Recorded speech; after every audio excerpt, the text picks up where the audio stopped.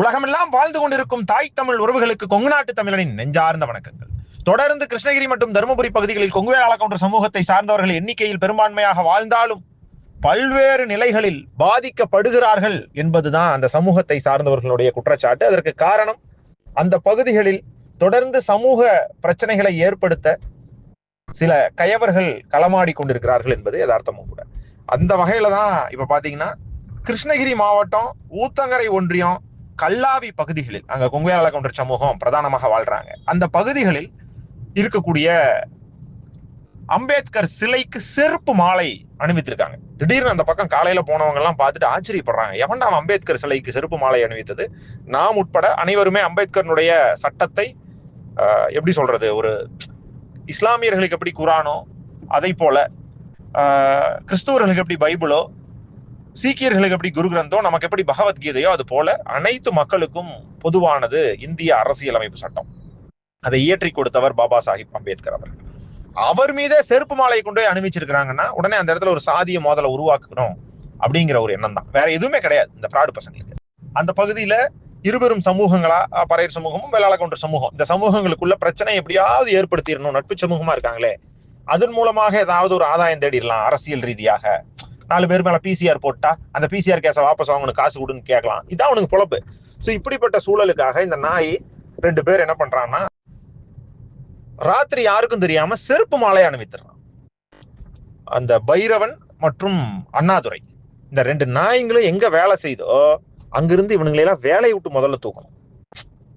அரசு துறையில் வேலை செஞ்சா நிச்சயமாக அரசாங்கம் தக்க நடவடிக்கை எடுத்து இவனுங்களை அரசாங்க வேலையிலிருந்து முதல்ல தூக்கணும். ஏன்னா ஒரு அரசியலமைப்பு சட்டத்தையே அவமதியாதை செலுத்துறான், அதன் மூலமாக சமூகங்களுக்கு இடையே பிரச்சனையை உண்டு பண்ணணும்னு நினைக்கிறான்னா இவன் எவ்வளவு பெரிய கேடுகட்ட நாயா இருப்பானுங்க. இந்த கேடுகட்ட நாய்களுடைய எண்ணங்கள் எப்படி இருக்குன்னு மட்டும் பாருங்க, சிந்திச்சு பாருங்க மக்கள். இந்த வீரணம் குப்பம் பகுதியில ஆல்ரெடி ஒரு பிரச்சனை என்னன்னா, மக்கள் மனசுல ஒரு சின்ன சின்ன சலசலப்புகள் இருந்திருக்கும் போல. அதன் மூலமாக ஒரு சில நாய்ங்க தன்னை தலைவர்களாக வளர்த்திக்கணும், இல்ல இதன் மூலமாக நமக்கு ஏதாவது 10 காசு கிடைக்குமா அப்படிங்கிற ஆதாயத்துக்கு தான் இதை செஞ்சிருக்கிறாங்க. இந்த கோயில் திருவிழாவில், இல்ல மயானம், அந்த சுடுகாட்டுக்கு இறுதி ஊர்வலத்துக்கு செல்லும் போது இப்படி ஏதோ ஒரு சின்ன சலசலப்புகள் எல்லா பகுதிகளிலையும் இருக்கத்தான் செய்யும். அதை அன்பின் அடிப்படையில, காலத்தின் போக்கால, படிப்பறிவால் முன்னேற்றத்தின் அடிப்படையில தான் அதை மாறுமே தவிர, அதை விடுத்துட்டு அதை வச்சு அரசியல் பண்ண நினைக்கிறான் பார். இவன் மேலையில எவ்வளவு பெரிய ஒரு அஃபென்ஸ் கேஸ் ஃபைல் பண்ண வேண்டியிருக்கு.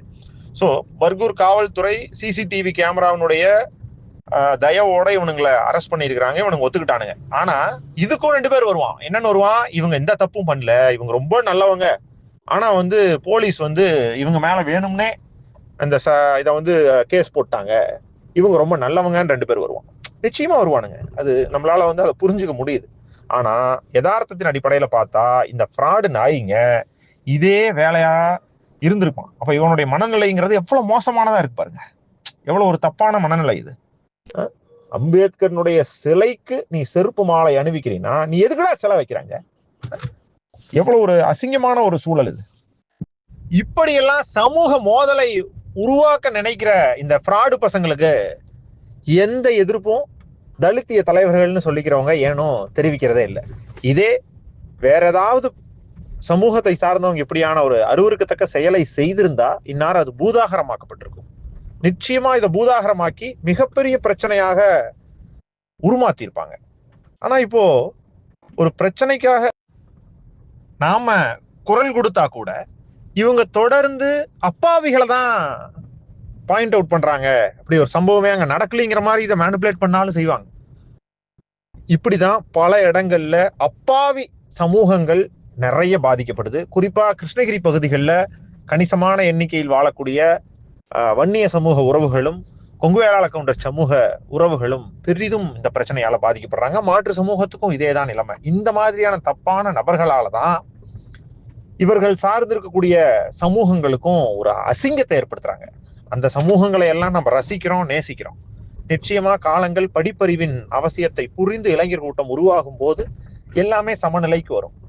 அப்படியான ஒரு மாற்றத்தை நோக்கி இந்த உலகம் போயிட்டு இருக்கும்போது இந்த மாதிரியான அருவருக்கத்தக்க செயல்கள் தொடரும் பட்சத்தில் இந்த பிரச்சனைகள் இனி வரும் காலங்களிலும் வீரியம் பெறும்.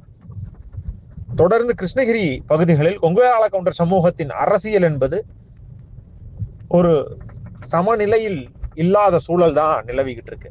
அதை போலதான் கிருஷ்ணகிரியில இருக்கிற அளவுக்கு கூட தருமபுரி பகுதிகள் இல்லை. கிருஷ்ணகிரியிலாவது அசோக்குமார் கிருஷ்ணகிரி தொகுதியிலிருந்து, பர்கூர் தொகுதியிலிருந்து மதிவேந்தன் போன்றவர்கள்லாம் வந்திருக்காங்க கடந்த முறை எம்எல்ஏக்களா. இந்த முறையும் சீட்டு வாங்கி போட்டிடுறாங்க.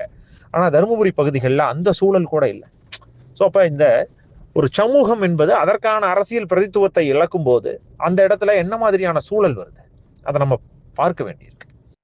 அங்க பிரதான சமூகங்கள் வாழ்ந்தாலும் அரூர் போன்ற சட்டமன்ற தொகுதிகளில் கொங்கு வேளாள கவுண்டர் சமூகத்தினுடைய வாக்குகளே பெரும்பான்மையா இருக்கு. மறுத்துவிட முடியாத உண்மை அது. அப்படியான சூழலில் இனிவரும் காலங்களிலாவது மறுக்கப்பட்ட அநீதி என்பது சமூகங்களுக்கு கிடைக்க வேண்டும் என்பதுதான் நம்ம குறிப்பிடுறோம். இவர்களுடைய மனநிலையெல்லாம் பொறுத்த வரைக்கும் மொத்தத்திலேயே எல்லா சமூகங்களையும், செட்டியாரோ முதலியாரோ வாட் எவர் த சமூகம், அது எந்த சமூகமா இருந்தாலும் அவங்க பார்வையில ஆதிக்கம் நிறைந்தவர்கள் அப்படின்னே தான் பார்க்கிறாங்க. எல்லா சமூகத்திலையுமே அதுக்காக அந்த ஒட்டுமொத்த சமூகமும் கெட்டவங்கன்னு நம்ம சொல்லிட முடியாது. இப்படியான தப்பான நபர்கள் மட்டும்தான் கெட்டவங்க. இதுக்கு கேள்வி கேட்காம இந்த பிரச்சனையை பத்தியே பேசாம இருக்கிறவன அயோக்கிய பசங்க, எந்த அமைப்புல இருந்தாலும் சரி.